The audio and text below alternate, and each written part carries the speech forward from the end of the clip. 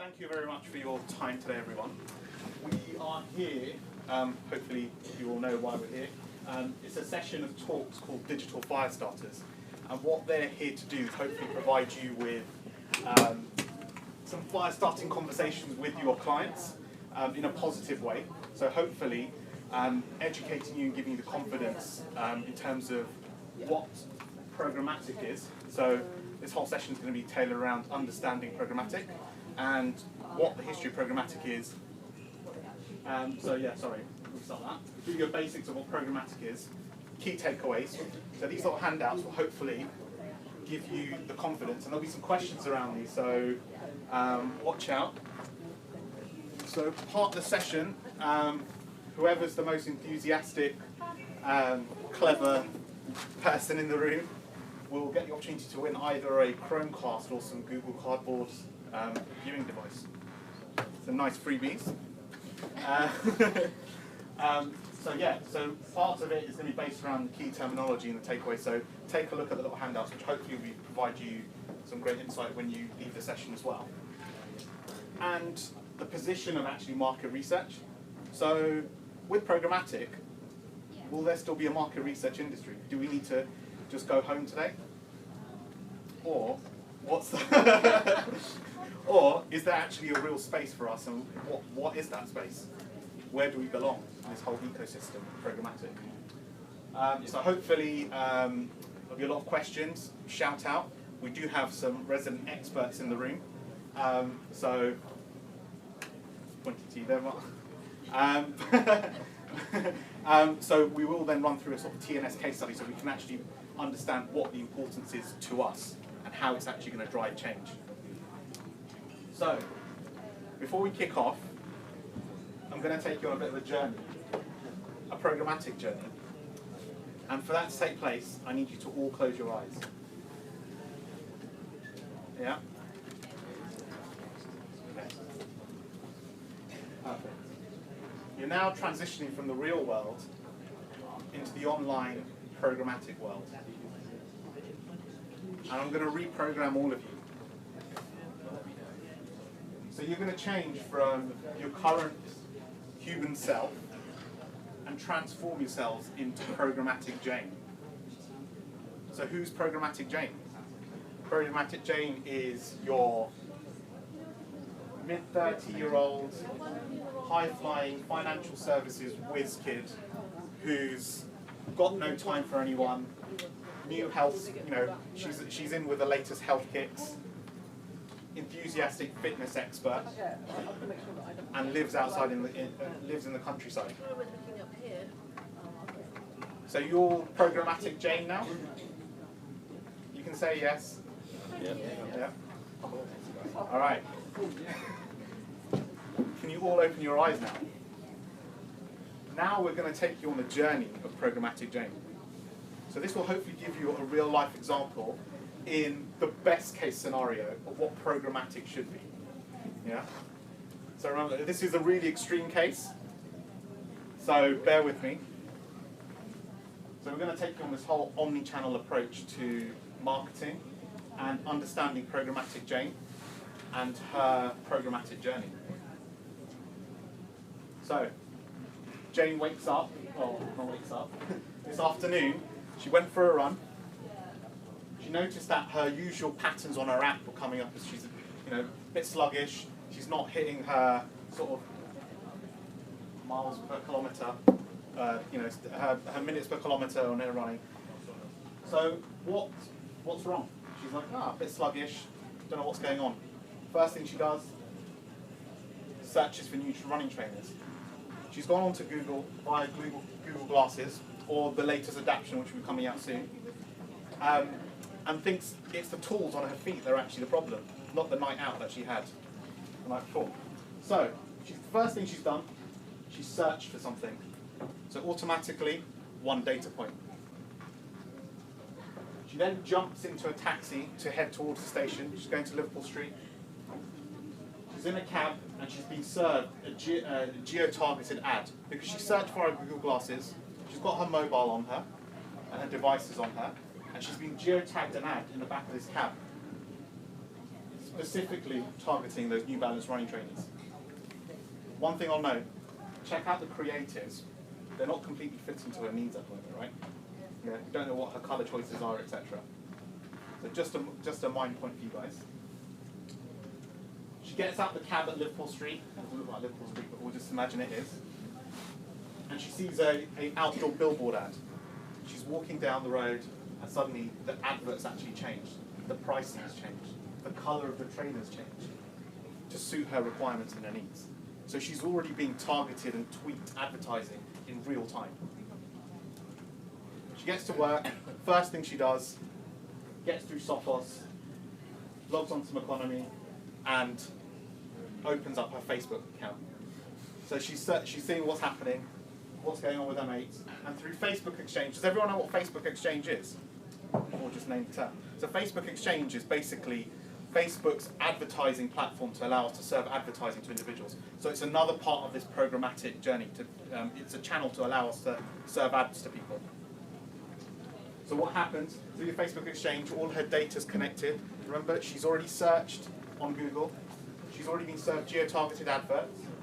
She's then been served an advert via Facebook Exchange on her Facebook profile, targeting her with key trainer, New Balance trainer advertising. Told you this is quite extreme.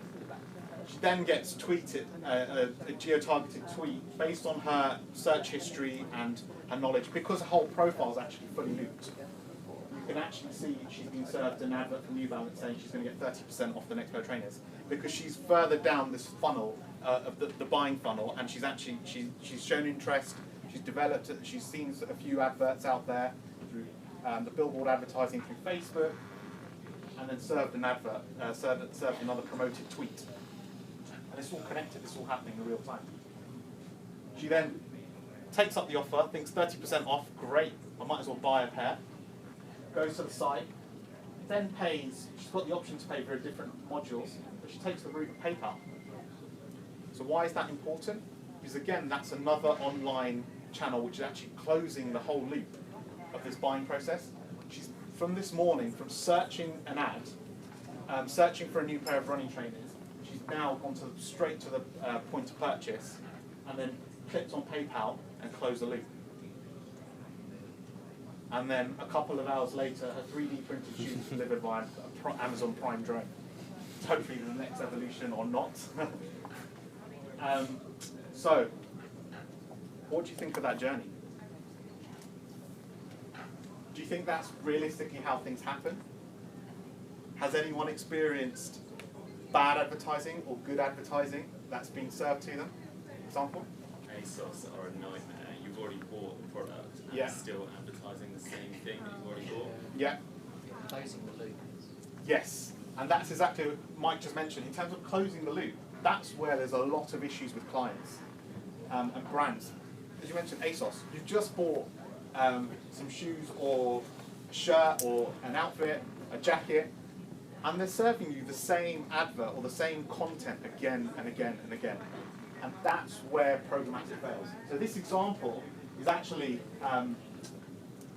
basically, this is what the aspiration of programmatic is. So you want to be able to programmatically send adverts to your audience using insights and technology to tailor the message to the right person at the right moment in the right context. And what they're doing at the moment, it's not happening. A lot of brands are failing because the majority of the time, example, I was served an advert for Pardot and Salesforce, two tools that we use in the marketing team. I search them, I Google them all the time, so it comes up in my profile. They're still serving me adverts telling me to buy their products when we've actually already bought their products. And they're actually a data provider. So how does this whole sort of unique picture of this clean cycle, we're not there yet. I think it's a completely iterative process for brands, and that's where, again, it's just another seed point we'll talk about further down the line. This is where TNS has a real inroads to help this actual journey and to make it a real journey. I think some of it, though, is more impressive than I kind of would have expected. So Yeah. I feel like I don't know how they're doing it. So you have the ASOS example where, like, the same screen on the same day, you buy Yeah. something and you look at the ads and it's like, oh, you see how they're doing it and they're failing. Yes. But I get Facebook ads for things that I'm Yeah. pretty sure I've only Googled and work. Yes. So they've made that link, they Yes. know I'm the right person. Yes. The context is often terrible. Yes. And they think I'm going to buy something which is actually me Googling a competitor. Yes. But they're like nearly there. They're nearly there. So this is the thing.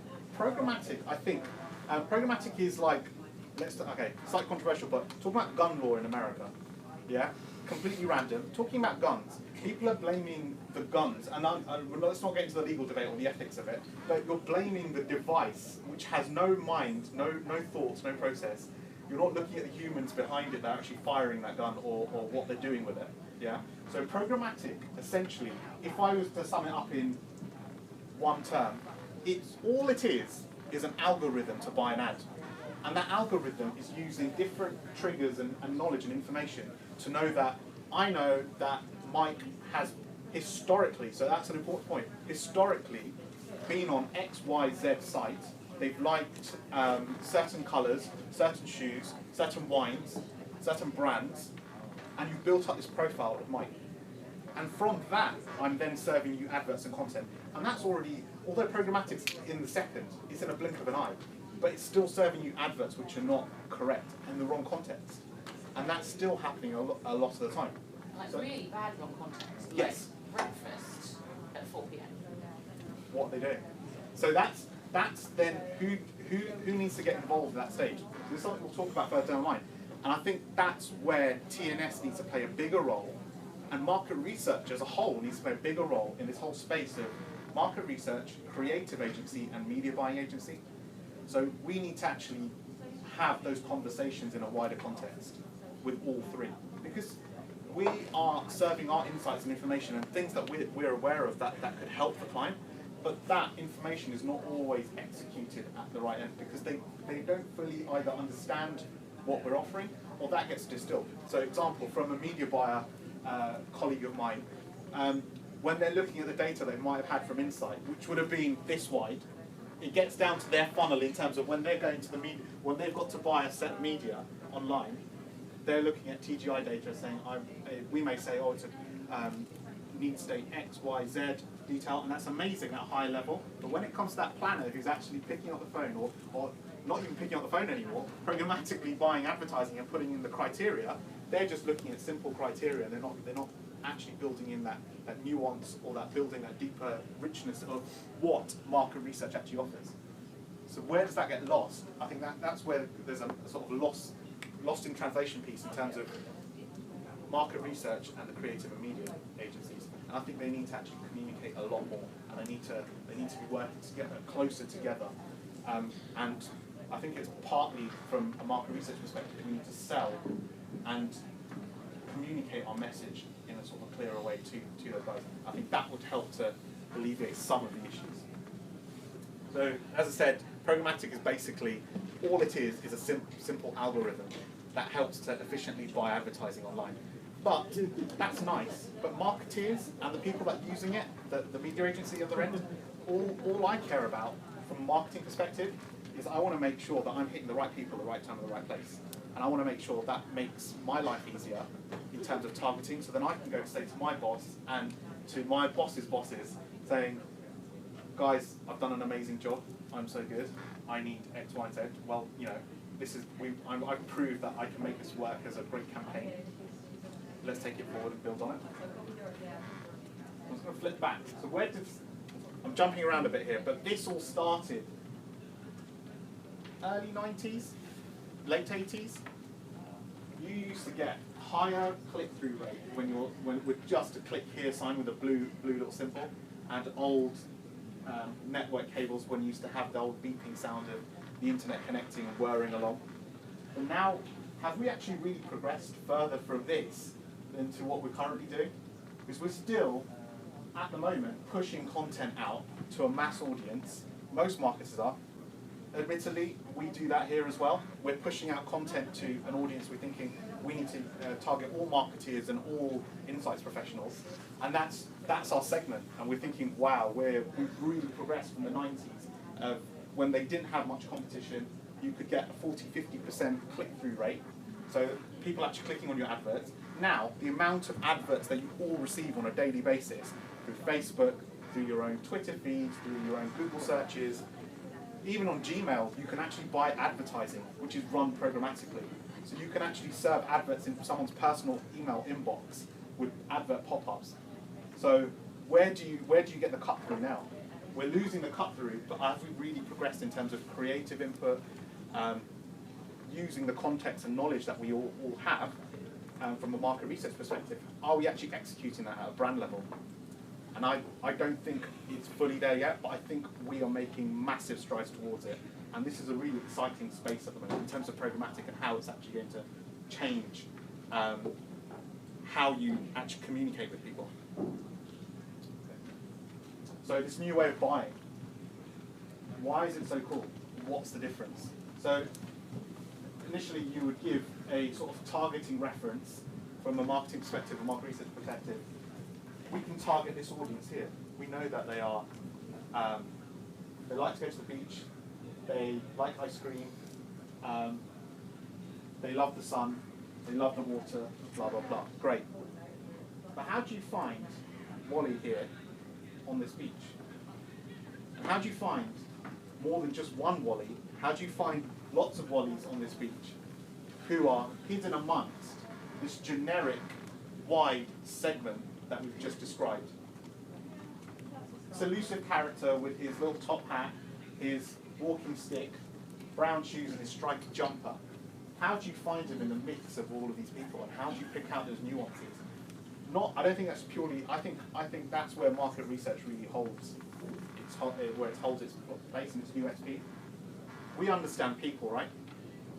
As market researchers, in the most basic context, from a layman's marketing perspective of market research, you understand people, and you could actually help to identify more Wallies on this beach, right?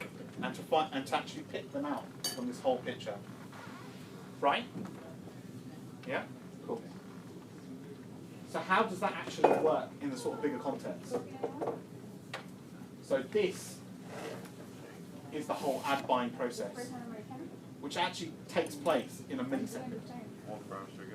Does anyone know what all the parts of these are? So you've got the handouts in your hands at the moment. So what actually happens in this journey, you have two sides. If you think of it like a trading platform, so you've got your traders in the center, that's your New York Stock Exchange in the center.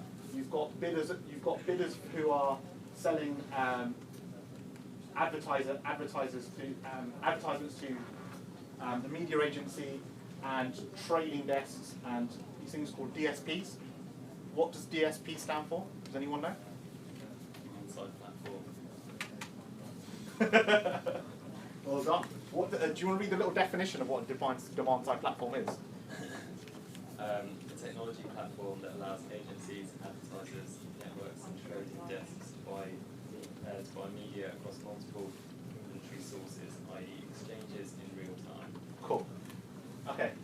So if I put that in one sentence, essentially that's your Group M or media agencies bidding and taking on adverts for their clients. So I could come in as example Coca-Cola, my media agency saying, great, I'm going to buy lots of you. Who do you want to target? Okay, we want 18 to 24-year-olds. We're trying to drive this aspirational look and feel. What's their new tagline?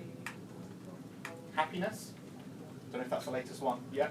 But they're basically, we want to drive people that have those aspirational needs and think about it in that way. Okay, great, media agency. Yeah, I'm going to tell my buyer to come and get that sort of advertising. Look at platforms where we can serve that advertising. It could be Facebook, hopefully at the right time, not serving it at, I don't know, it could be 4 o'clock in the afternoon when you're lagging and you want another boosting, refreshing drink, not caffeine or sugar related.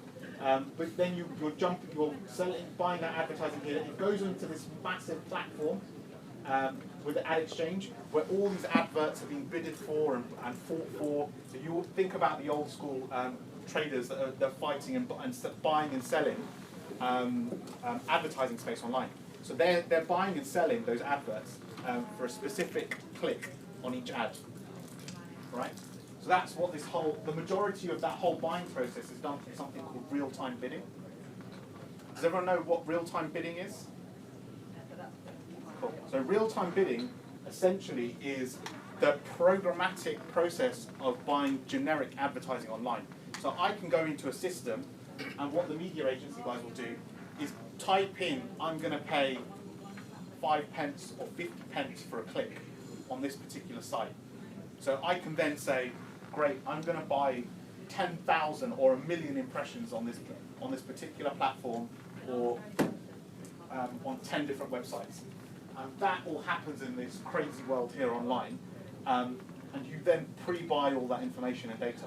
So historically, that would have been the media buyer picking up the phone or sending a fax through and sending that information through and saying, guys, I'd like to buy X amount of impressions, or I'd like to buy some space on your website. Are you selling some space? Do a long conversation. You might go out for lunch, come back, wait for them to process your request. And then if someone's out in the office or sick, it might get delayed again. That all gets cut out, and you automatically have this online quick buying process. And why is that? It doesn't actually reduce, I don't think there's a fear of that reducing jobs in media agencies. I think it changes the role of people in media agencies in terms of what they're doing. But the buying process and that whole admin cycle just gets cut out. It's making it more efficient and clearer for the actual media agencies and the creative agencies to think about what we're actually going to serve these people. Because that's nice. You've taken away one headache, but you've given more headspace to think about what creative, where am I actually going to target these people, who am I actually going to target? And that's where, again, TNS fits into the cycle. Who are we going to target? We know that we want to target 18 to 24-year-olds. I've got this cookie data. I know where this person or this cookie lives online. I've built up a profile. I've been searching for house products at the moment because I'm moving. We're renovating our house, so we're looking at lots of housing things. They know where I live. They know what to target me with. That's great, but they don't understand me. They don't know my needs. They don't understand that deeper context or behavioural attitudinal data in a deeper level, the nuances. So that's what you can actually develop and build here. And then the supply side. So flipping from this buy side to supply side, this is where your publishers and your advertisers, so BuzzFeed, Facebook, the FT don't sell their space actually, sorry. So other basically pretty much any other website that you have online is selling their inventory. So they're out there, it's their market stall, they've got all their data laid out, and they're saying, great, we've got X amount of impressions to sell, guys, how much do you want to pay? And there's this whole bartering system going on online. And you can set those parameters online, so it's all algorithmic. It's all driving through algorithms. And again, that whole buying and selling process is no longer on the phone or moving around. That whole conversation from here to here happens in a tenth of a second, which could take an afternoon. And that's happening not just once, and it's not one advertising transaction that's going through. You're talking about billions globally. So what's actually happened to the ad space and ad revenue industry at the moment? From programmatic spend has gone from your hundreds or a couple of hundred million in terms of spent, ad dollars spent. To 2016, I think it's 7.5 billion dollars worth of actual ad spend is done purely programmatically. So looking at the main context, I think there's a stat from Google, and it was approximately between 40 and 60%, I'm not 100% clear, between 40 and 60% of advertising is now programmatic. And don't think of programmatic as just being the basics of, oh, I can buy adverts on Facebook or a few websites. We're talking outdoor media, we're talking television. So Sky Smart, has anyone heard of Sky Smart? So you can actually serve real-time advertising to individuals via television. So that's another completely different medium. We're looking at different video interfaces, Netflix, YouTube advertising. Has anyone seen those ads on YouTube when they're the real-time ads? Has anyone seen a YouTube video? Yeah. And you get those pre-roll ads that come up, and sometimes they're so annoying you're just waiting to skip, and they won't let you. You have to wait there for like 10 seconds, listening to something that's probably got no interest in terms of your need. But where I'm seeing that transforming is it is becoming more engaging. they are starting to get better data and better information on us as individuals. And where do they get all that data and information from? Where does it all start? How do you actually find these people? So a lot of it starts up here in these things called DMPs. Does anyone know what a DMP is? Yeah, excellent. What is a DMP? Cool. So DMP, oh, you've got the answers there. Do you want to read it out? This is a platform that enables marketers to move data, e.g. audience targeting segments, from different sources into a single location to analyze audience and channel performance and develop new audience segments. Yeah. Granted, actually, that's quite confusing. I got confused listening to that as well. And I've helped to put that together. No, not at all. So if you look at it in its most basic sense, they are generally your third-party data source collators. Yeah. What's that third-party data? That's me going and trawling, buying information from lots of different platforms and ideas, and picking up information en masse about all of us as individuals as cookie data. So that's not looking. That's the change. So you're looking from Wally, who's now the new age cool thing. You can actually target Wally rather than targeting that segment that we had in that image before. I can go and pick up on cookie data of you as an individual, and then serve advertising to you uniquely. So that's the power of this, and that's what DMPs do. So DMPs is that third-party data, and they have, and yeah, I can say this, right? DMP, we have there's lots of DMP providers out there, right? They all have data. They all prove to give you that targeted, clear advertising that I know I can target anyone like John Weeks, who has black shoes on and a purple shirt and likes fruit. I don't know. Yeah, bananas. There you go. Yeah, I can target people like you and amplify that to people similar to you. And that's called lookalike modeling, and we'll go into that in a moment and explain what that's about. But that is what they say. But the depth of that information, the clarity of that information, although it's becoming clear that I can target this particular segment or this information, it's still a murky world. If you ask for more segment information on these particular target audiences, it is difficult. It's not always as rich as you always want, and sometimes the campaigns don't always hit that key target. So there is a bit of a sort of murky water there with DMPs in terms of how that information is collected. So that's third-party data. I'll explain two other points. There's first and second-party data. So first-party data is it could be a brand CRM system and information they've collected themselves. So it could be through their Facebook channel, their social media channels, their website. So using Google Analytics or Google Ad Manager, you can actually build up profiling and more information about people that have actually been on your site or had contact with you as a brand. So you can use that information to actually power your advertising and your knowledge. That's a really cool element. Then you have your second-party data. So second-party, an easiest way to explain that is if you're building relationships with a brand. So just imagine, I use Tesco. So let's use Tesco as an example. Tesco club card data. You could go and purchase or build a relationship with Tesco saying, guys, I sell, I don't know, I'm a supermarket in Guatemala, and you've got a lot of customers in Guatemala that are Tesco buyers. Completely complementary this example. But do you see there's some form of mutual relationship? Or Wetherspoons and Carlsberg. There could be a connection between in terms of sharing data. There could be a beneficial approach or value add or synergy between the two brands, because you can then use both sets of data to help enhance your advertising and approach to your key customers. So all of that, as I said, there's a lot going on there, and a lot of people in programmatic that work in programmatic or work for DMPs or information, they don't know all the information, because this whole platform or this approach or this algorithm is constantly changing and evolving. Programmatic is growing and growing and growing. Example of what programmatic could encompass, I completely forgot. It's my cousin's birthday in Miami, and her on Facebook it popped up with saying, "Oh, it's Jasmine's birthday today. Wish her a happy birthday." That's technically programmatic, because it's using data and an algorithm to tell me that it's her birthday today, and it's serving me that information because I know it can be useful to me as an individual. So this whole thing about programmatic, don't think of it in terms of a narrow vision of it's only serving adverts online to websites and you get a few adverts there and there. Programmatic is growing and growing and growing, and it's taking over more processes, and it's taking out a lot more admin and approaches in lots of different places. And that's what we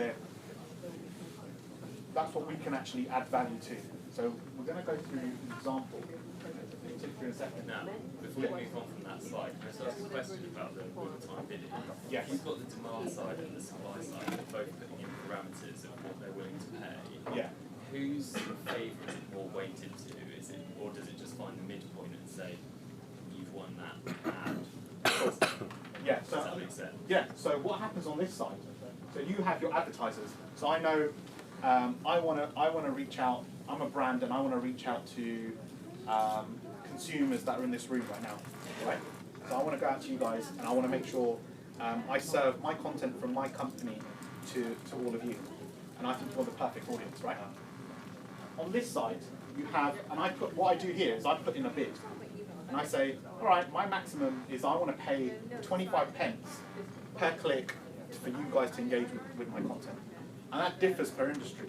So if I'm looking at a more generic brand and straightforward content, it could be cheaper. If I'm looking at more expensive, high, sort of costly advertising, it's something I'll go into in the next talk I'm doing. But say casinos or more adult industries, you would pay more for that content because it's more valuable for each click that you pay. I'm willing to pay £100 for a click if I know you're going to convert and come onto my gambling site and then spend £10,000. So it's transactional like that. So here, the brand would then, I would then say, guys, I'm willing to pay X amount for these cookies or this drug. And here, as a commercial savvy website, I'm going to be like, great, I know Kunal wants, and his company wants all these guys in this room. They come to my site regularly. That's my key target audience on my site. I know who all these people are. You can target these people. So I'm not going to give it to 25 pence. My minimum bid I'm taking on this content is going to be 50 pence. So then there's this bidding war, and this bidding war goes on and on until someone pays the relevant amount in terms of what the advertiser wants. So there has to be some form of mutual agreement, and you don't always pay the highest amount. So what the way it works is I could put in 70 pence, someone else puts in 60 pence, but you pay the happy medium because I'm the winner and I've reached above the winning amount. The person below me is the maximum that I would pay, so it drops down. Yeah. So that's how that real-time bidding, in a very simple instance, works, and that all again happens instantaneously. So it's kind of led by the supply side instead of what they're willing to sell their space at. Yeah. And then the demand side bids against that. Bids against it and says, yeah. So I'm basically, if you think of it like a shop, I'm going in as a brand, a shop. The shopkeepers kept the price at the goods that they are, and this is what I'm selling them for. There might be some form of bartering going down the line, and there's also this gets slightly complicated as well. So that's just real-time bidding and standard stuff you buy. So then you get different levels of actual ad space you can buy. So you can buy generic stuff. I can go into there right now. Go back to my computer. Go on to DoubleClick. If we were a larger brand, I would just go on there and say I want to buy X amount of impressions for these types of people. This is how much it's going to cost. Done. Then you get the premium level, cream of the crop advertising spend. So think of it like a pint of beer. You've got the generic stuff at the bottom. Yeah, a pint of Guinness. You've got the generic stuff. Your black, nice, rich, but liquid at the bottom there, and at the top you've got that cream of the crop. You've got the nice creamy frothy head that's sitting on there, and that's more expensive, and that's where you pay a premium to actually target those individuals. There's more information. So even with the real-time bidding, that's a separate piece. That's a separate then ad buying system within this ecosystem in terms of being able to buy that information. So then you're bidding at a different level. You're going in to from your Morris Minor to your Ferrari in terms of what they're offering you in terms of quality and richness of the information. It's a complete transition, but it's all still done through the same system. Yeah.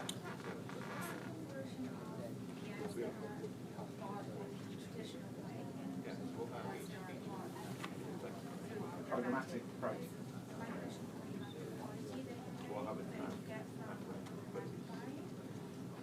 Some of your traditional used to sell valuable spaces together with less valuable spaces. Yes. So how does that work? So, as an example, so I think it's between 40–60% of most advertising is now brought through this algorithmic approach. Yeah. So that's across websites, television, even moving towards outdoor advertising, etc. But in terms of your question, there is still that tiering system of the quality of what you're getting. So you have this real-time approach, which doesn't mean you're getting less quality, but there might be less clarity in terms of I'm still going out to a wider audience. Yeah. Although I'm hitting the individual, the consumer of one, I'm still able to target Tyson, Helen, John separately, right? But I don't have enough clarity. So that's what I'm saying, where there's slightly muddy water with the clarity you're getting with certain DMP information that you're saying. So the demand-side platform guys that collated all this cookie information. Essentially, it's going back to not completely. You're getting some clarity, but you're still going back to the days of I'm going after this segment. And I'm giving you this whole sack of people that like oranges. There's a whole sack of people that like bananas and like to sit in the sun, and they don't. Yeah, you're still getting that wide information, but as I mentioned, there's a different tiering of data that you get as well.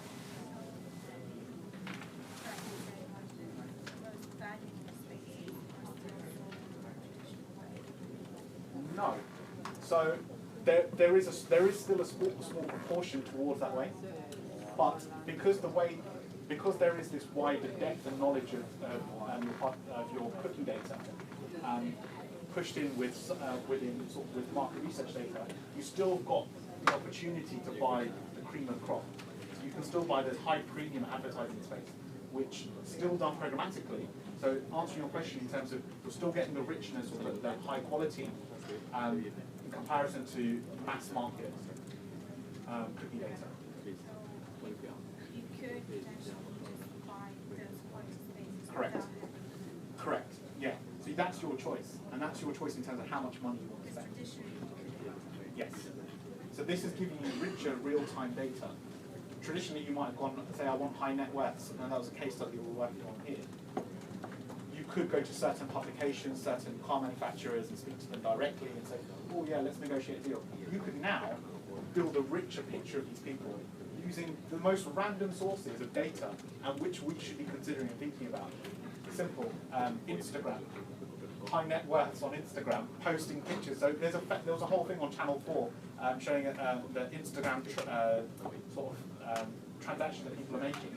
You've got people posting pictures, throwing money in the air, showing their lives in Monte Carlo, or that they've just bought gold shoes, made with gold thread, and they're posting all that information. So you can then target those rich, high net worths and their associate friends by sending them targeted either questionnaires or content or advertising to sell your products to you. So you're still getting that, but you're getting it in real time in comparison to the old traditional way.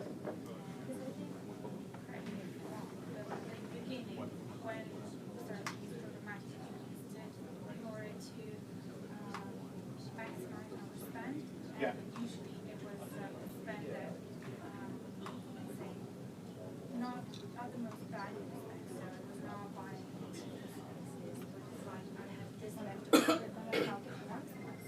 Yes. Is it still? No, I think it's changing. So the way it's changing is it's not just, oh, this is efficient, I've got the money in my pot there, let's put it in the programmatic thing, let's just test it out, because it might give some efficient stuff, let's kick it over there, done, go and do your programmatic thing and push out adverts to people with cookie data. It's now becoming a strategic part in terms of how businesses are targeting consumers. And that's where I think there's a change. Forget about the challenges you have with programmatic, because that's with everything, and it's iteratively getting better. So, example of how it's getting better, if you go to Google and log into your Google accounts, assuming you all have Google accounts, what you can do is you can go into your Google advertising profile setup and seeing how they're actually profiling you as an individual. So if I look at it, it's a bit sad, and I used to look into this and see what they used to classify me as. And I was classified as a 45-year-old male when I was in my 20s. Because I was working for an accountancy firm, and I used to search random things like things about tax evasion, and we used to be writing articles about IXBRL and some new technology that's coming out with HMRC. So not really what a 20-year-old should be like searching for. So my profile was completely skew-if, based on purely just some searches that I've made. But now if I look at it now, it's pretty spot on. Yeah? So there's an evolution in terms of how quickly this data is learning, and it's constantly learning.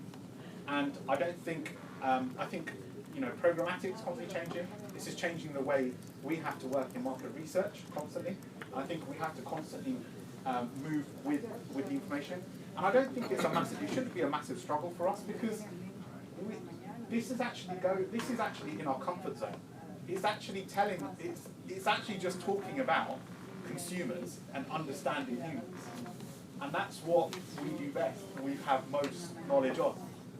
We're just presenting it to these people, saying, guys, this is really straightforward. You just need to think about. I can give you depth on your cookie data, and provide you a bit more context around what sort of creative to serve you as an individual, how to actually tailor and target that information better. So it's making something that's already moved to an efficiency stage with programmatic. It's increased its efficiency. That's nice, but it's not changing the world. It's doing things faster. So what do you do with that extra time? So what are these media agencies and creators doing with that extra time? So they need to be able to think about this is where TNS has got its USP, from my perspective, is that you can actually now target sexier creative to an individual that's right, on time, in the right context, because of TNS's knowledge of that one consumer. So I think that's where depth comes into play.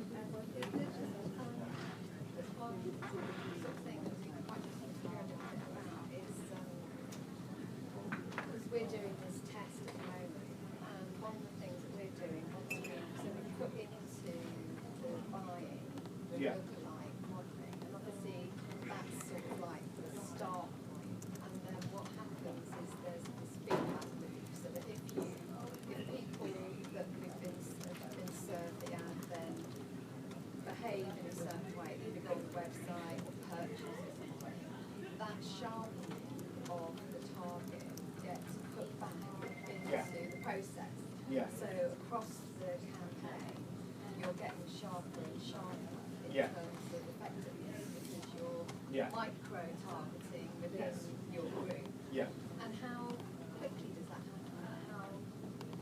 There's a potential shortcoming to that, in that you're reacting to direct response, and you're overemphasizing that versus other things. So Yeah. I think there is an overemphasis sometimes on the direct response. I think that's a great part of it. That's a nice USP for the programmatic stuff. You can constantly evaluate and update the information, and that happens in real time. So I'm then serving advertising to you as an individual, and I will go through the example in a moment around that. I think that will answer your question in terms of how creative has changed on the fly. And I refer to it as like the jigsaw puzzle advertising. So creatives think, oh, well, we're going to lose out. We've lost our creative input, and we're not going to have as much influence on things. I think it's complete rubbish. I think the way it fits in now is you're a bit smarter in terms of the way they do their layout. So it's a slightly different way of thinking, and it's just like hitting a golf ball. If you hit it, they're now getting 300 yards. Now they're going to get, I don't know how far they get, 1,000 yards. Yeah. Because they've just touched it at a different angle. So the creator's looking at a different angle now. You can then, on the fly, put in, so example, car brand, I can't name a car brand. So it's a friend of mine that was doing a program for a car brand. It was a SUV, nice, big, chunky boot, and rugged looking car, and I thought, this is great. This is going to work for, and they changed the settings and the look and the feel of the advertising. and they purely had adverts with mums with prams and pushchairs and all the baby paraphernalia that you could think of loaded into this car, and happy mums standing next to it. Yeah, they didn't realise on the fly when they were actually sending these adverts out iteratively. There wasn't much market research done. That shame on them. But what they should have done, what was happening on the fly, in a very simple case, they realised that actually people that were engaging with the advertising and buying the cars when they found that the manufacturer were actually middle-aged males that play golf. So what they were doing is this reasonably priced SUV was actually the target for these middle-aged males who want to put their golf sack into it, and it's an affordable car for them for their pursuit, right? So they were completely going after the wrong audience. Mums weren't looking at it, they weren't getting a high enough click-through rate on their adverts, people weren't interested in it purely, and that's when it can be advantageous in terms of flipping it, and that's real time, that's nice. But if they had done that in the beginning in terms of understanding their consumer and came to a market research agency and did a sort of conversion model case on it or need scope, understood their consumer, they could have actually tweaked and had a massive uplift in terms of whatever advertising they were pushing through. But we'll go through the example now. So we've got the holiday Inn case study coming up, which will hopefully be used well. But just to sort of come back to this, and I'll whiz through this point. This is the simplified version, and it still looks complicated, and I get confused. Every time I give this talk, I have to remind myself of what the steps are, because there's a lot of things going on in a millisecond, and there's a lot of new people involved in this whole ecosystem. Just to give you an idea of how busy this is, and this is really old. This is from like 2015, yeah? There's loads of people on here that are companies that currently don't exist, or they've been bought out, or providers that have been swept up by other larger companies. Xaxis is on, Xaxis is on there. There's a few others. But you've got a plethora of ad servers where you can actually, the advertising content is served through, so you've got the software to actually do it. The different agencies that are involved, media buying, DSPs, all the acronyms that are on those little sheets that you have are all in this little ecosystem. And that's just a small view. That doesn't even cover the majority of the suppliers that are popping up. We get calls from people. I had a friend who's joined a new company and didn't even know it existed, and they were bought out by a brand. Now they've just been bought out again by Dentsu Aegis. It's just constantly evolving, and these names and brands are changing constantly. So it's a massive process from the advertiser going all the way through this whole crazy world to the actual publishers, and actually then hitting an advert. That's all happening in a millisecond through algorithms. So, what does this mean for TNS? Are we needed anymore? What's your opinion? Anyone? Yeah? Yeah?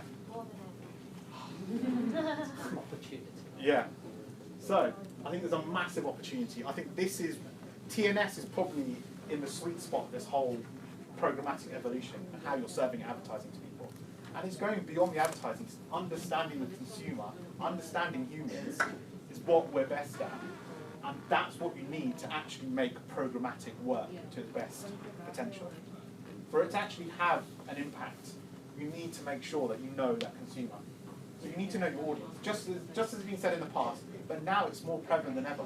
Because you then get adverts for breakfast bars or cereal at 4 p.m. in the afternoon, when it's not going to the right person. Example, we couldn't put it up, but it was a Facebook advertising campaign just based on age and gender information and geographic location.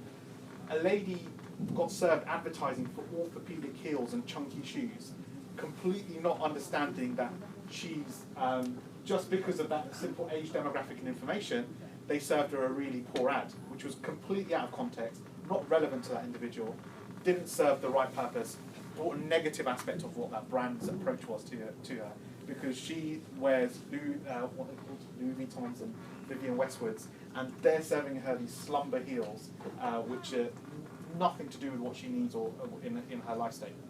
But they've completely messed up. That's because they didn't understand that consumer. I think that's where TNS plays a massive role. So as we've spoken about, you can serve advertising to individuals of completely different life stages. So I've got here James playing on his computer being served a Coca-Cola ad that's relevant for him, talking about the cool, refreshing side of it, and that creative. I'm just going to lie a little bit here and just say that was another Coca-Cola ad there, which was slightly different. It was actually serving more aspirational content to this individual who's a sports athlete, compared to potentially the father or granddad here who had a Coke advert approaching it from a different family aspect. So I'm being very sort of stereotypical there, but I just want to give you an idea of how that could be approached. And that could all be served, as I mentioned, in terms of like jigsaw advertising, jigsaw adverts. You can serve and slot in content or change the background image of a particular ad served to an individual. You could change the colours based on what their requirements or if you want them to feel warm or different colours, if it was for a paint brand or for FMCG, another FMCG brand. There could be loads of different approaches that you could actually put that information and target that against. But everyone at the moment, as we said, bad adverts that are reserved to you again, like ASOS, like lots of other brands, constantly serving you adverts and repeating content because that closed loop approach isn't fully there yet. So that's the dream in terms of being able to say, even if I go offline and go and buy my product in store, and programmatic Jane went in store to buy her shoes, hopefully in the future there'll be an easy loop to say, oh, she's walked into a New Balance shop or a product, or she's tapped it with her iPhone and she bought it via Apple Pay. So there's a closed loop approach to where she buys from. But that's, I think, iteratively getting better. We need to move towards that direction. We're not there yet. So, how does that actually work? If you're looking for, within this case study we're going to talk about of Holiday Inn,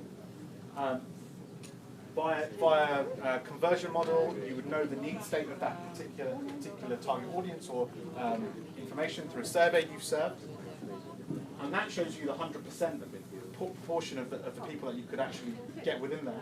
But what that needs conversion model piece does, it identifies that top cream of 20% of the most likely to actually purchase your product or engage with your brand, right?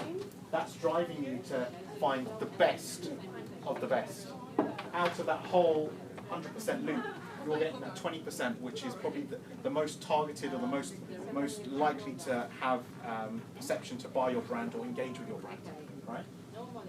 And what does that actually transform into? That transforms from then thinking, okay, these are the most susceptible people to actually buy my product, buy my, or affiliate themselves with my brand. And what you can then do is chuck all of that information that we have into a DMP. So the data management platform, you can then actually amplify this information. So my 20% that I have here, maybe 100, 150, 200 people, potentially more. There is a limitation, just a little footnote, there is a limitation in terms of your sample size, in terms of what you have to actually get an effective output from the DMP. But what you can do, essentially think of it in simple terms, you dump that information into the DMP.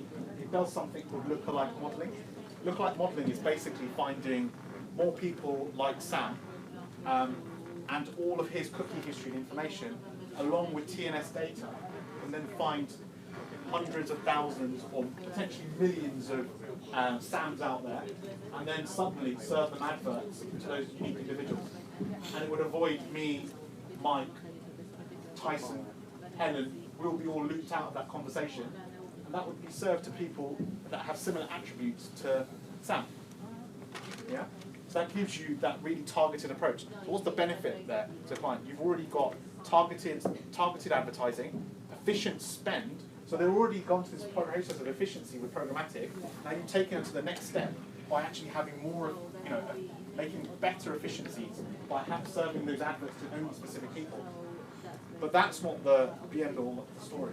You can actually then serve the creative on the fly.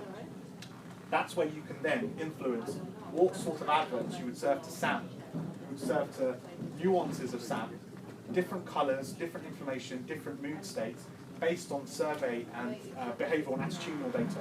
You can actually lump all that together and give you a richer picture in terms of what the creative will be at the end output. So that's really giving a powerful advert and actually hopefully building a sort of affiliation with the brand.